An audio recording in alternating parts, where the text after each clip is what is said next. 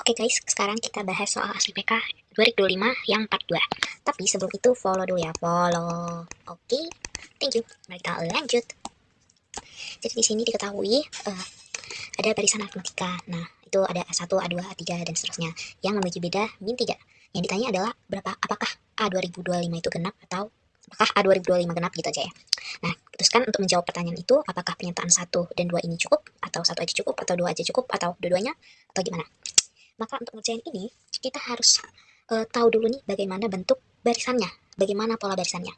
Nah, yang tadi kan di sini tuh untuk di pernyataannya juga ada ganjil, genap, ganjil.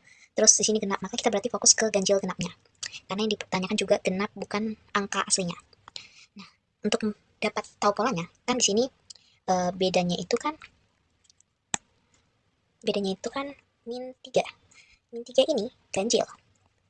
Kunci untuk mengerjakan ini, kita harus tahu untuk penjumlahan dari ganjil plus ganjil ini kan sama dengan genap. Kalau ganjil plus genap, hasilnya ganjil. Terus genap plus genap, ini hasilnya genap.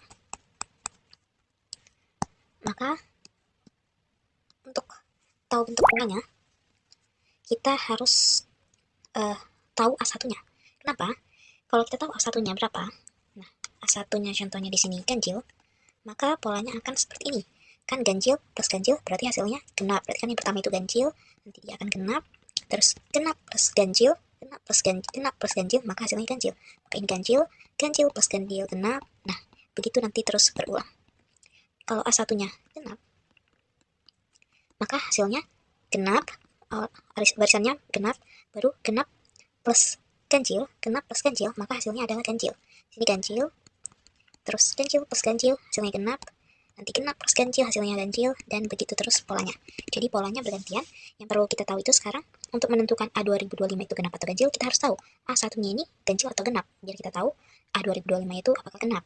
Nah, di sini pernyataan satunya, A1 plus A2 itu ganjil. Nah, apakah dari A1 tambah A2 ini ganjil, kita bisa tahu A1 ini ganjil atau enggak? Jawabannya tidak, karena ganjil ini bisa didapatkan dari hasil penjumlahan ganjil plus genap. Jadi, bisa kemungkinan si A1-nya ini ganjil, terus si A2-nya genap, atau juga bisa si A1-nya malah genap, terus A2-nya yang ganjil. Jadi, pernyataan satu ini belum cukup untuk menjawab pertanyaan dari apakah A 2025 itu genap.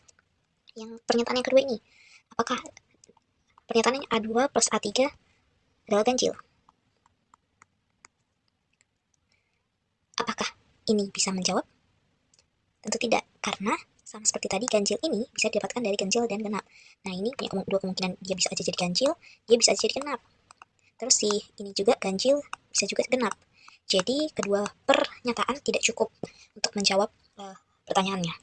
Dan apabila kalau digabung juga, mau kita operasiin gimana, kita juga, karena polanya akan berulang seperti ini.